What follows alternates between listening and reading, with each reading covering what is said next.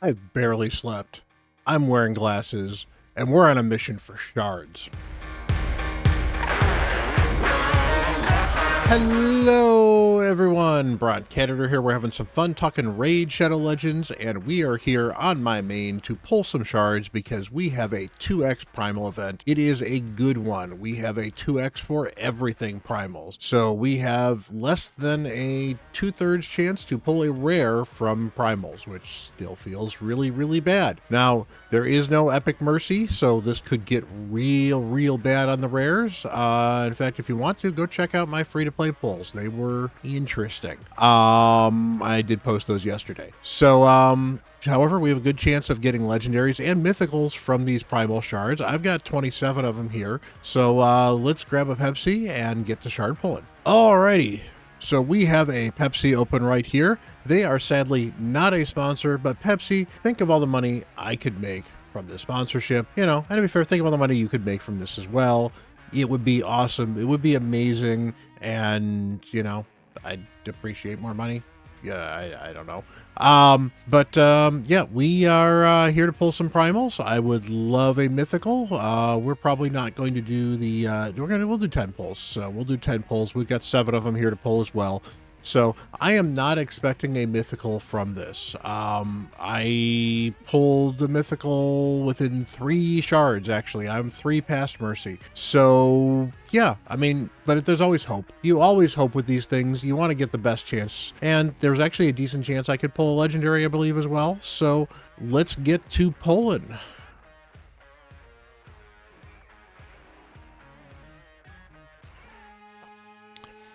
Rares. Probably going to see a lot of rares. It's very unfortunate. There's an epic already. That's great. Cormac, not particularly great. More epics. And that is Lady Atessa. Very not good ally attacker. If you desperately need an ally attacker, I believe this is a 2 random allies ally attacker. Got an A1, an A2. Not particularly great. Definitely needs a buff.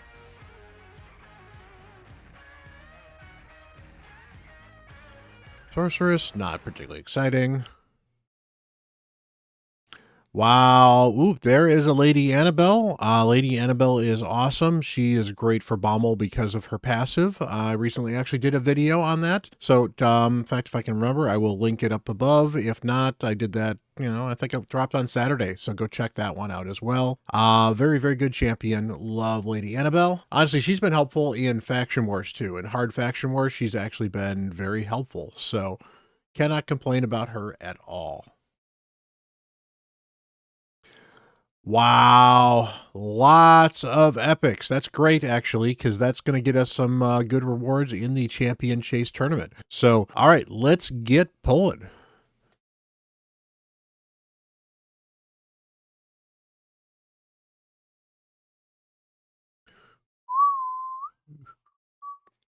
And okay, I was going to say this is looking more. There's a mythical.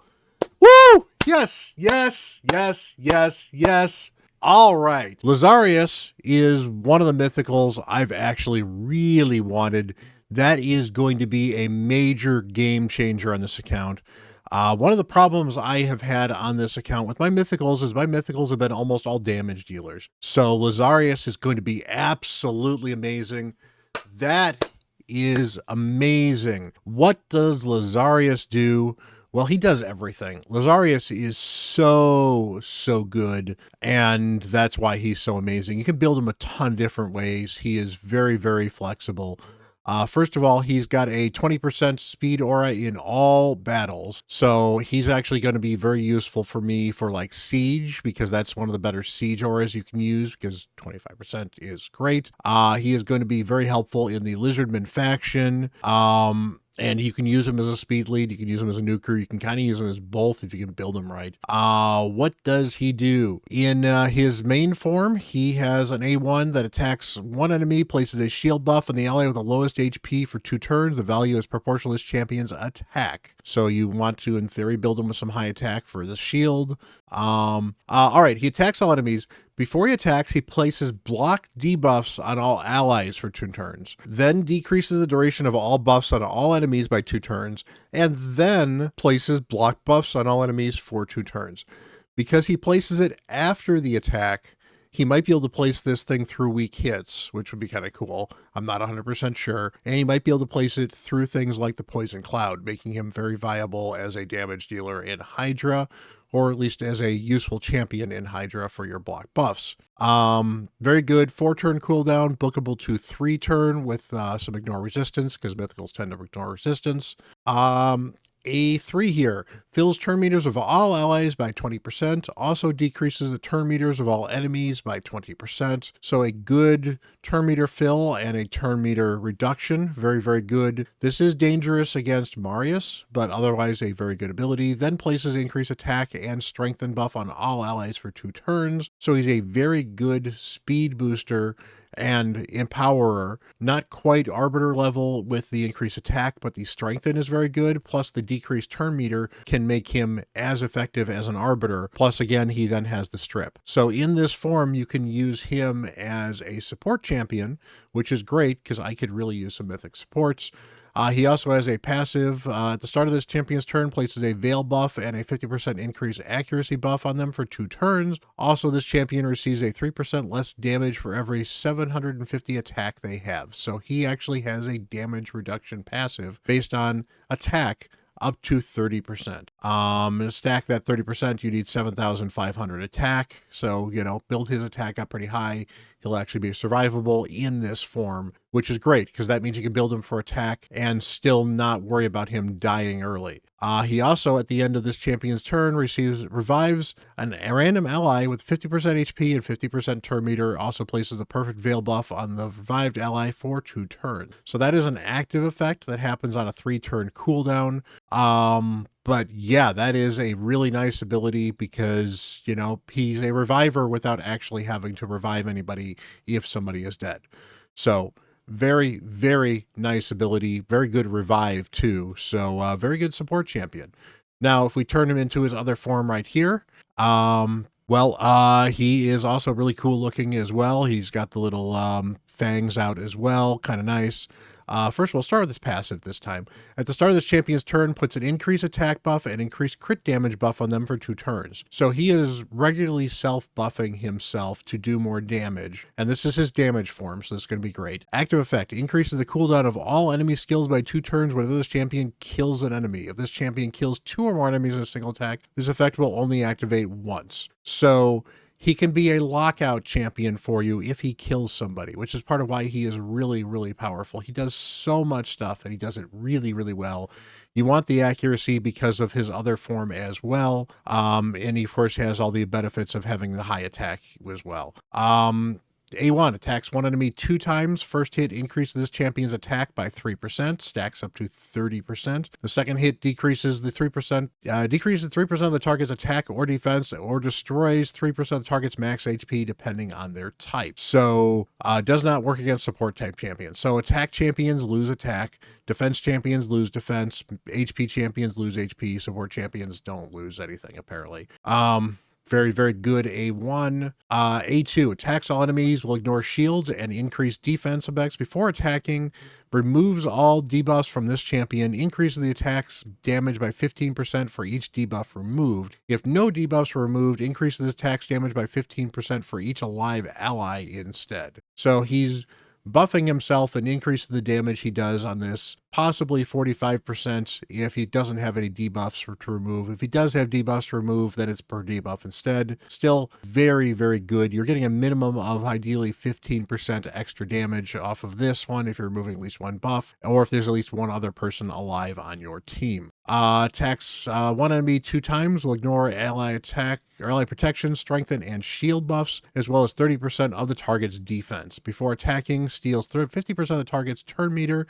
This effect cannot be resisted. So he has an ignore defense single target nuke that ignores a bunch of protection, but he steals the turn meter ahead of time. So if he doesn't kill them, he gets the extra turn meter. And he'll go again anyway, and they don't get a turn because they lost 50% of their turn meter. If he does kill them, he still 50% closer to taking another turn. Very, very good champion. He is going to be amazing on this account. This is the type of champion I have been looking for a while on this account, because I really needed some kind of more supporty style dealer. Now he's still a damage dealer, but he's going to be a very good champion. I do want to actually check, because this is going to be interesting. Do I have a soul for him? I do. I have a 4-star soul for him already. That is awesome. So I'm going to get extra crit damage, extra attack, extra defense, extra HP. I would love it to have been a 5-star soul, but again, I'm not going to complain because I have a soul for Lazarius, and now I have Lazarius. That is absolutely amazing. As you can tell, I am super, super pumped. And we've got 10 more Primal shards to pull too as well. Now this is kind of cool. There is the champion chase. I have not pulled anything for it so far, and hey, we're actually doing really well here, so I can get these legendary books. That would be great. I would not mind mythical books. I don't even know if I have a lot of mythical books. I've been trying to book Empress, but I think Lazarius is probably going to jump the line, maybe. I don't have any mythical books at all, so we'll see. We'll pull 10 more Primal shards. Hopefully we'll get something cool. Maybe we'll also get a legendary. Maybe we'll get another mythical. Mythicals since I struggled, I went all the way to Mercy to get my first mythical. I have since, in the next 100 Primal shards, pulled 5 more mythicals in the next 100 shards. So let's keep on going. Let's keep that luck up. This has been absolutely amazing. And yeah, we're back. You know what? We're back to, I don't care. This is all gravy at this point in time. I got a Lazarius, and I am super stoked. And hopefully your pulls are absolutely amazing as well. So, you know, I cannot complain at all. Let's take a look here. Where are we in this champion chase? Okay, good. We did get this book then. I think I am going to stop here. We're just going to claim all this stuff. Yeah, I don't need to do anything else. If I was close to the next book, I might have pulled a couple sacreds, but we are not really in position for that. So I am going to save all the rest of my shards. But happy anniversary, Polarium. I appreciate you. Thank you, Pepsi. Thank you very much. Thank you guys, actually. You know, you guys are absolutely amazing. You make stuff like this possible. Not that I spent any money on these shards, but these videos and the chance to share some of the excitement I have for some of these great pulls here, as well as maybe the disappointment for some of the times where the pulls are not super great. You know, it happens. So, you know, let me know what you got, if you got anything particularly exciting. I have, if you've already seen this, unfortunately, I will have already been pulling some shards on Twitch, so that will have happened on Sunday, but because of the special event, I decided to do a special Sunday stream, so we're pulling some sacreds and some primals for folks, and, you know, hopefully we can get some more legendaries and primals. I'll probably have a video for that coming in the future too as well, so you can see how well those went. You guys are absolutely amazing. Much love, everyone. Hit that like button, hit that subscribe button. I really do appreciate you guys. You guys are absolutely amazing. Much love, and until the next video, I'm Bront CatHerder.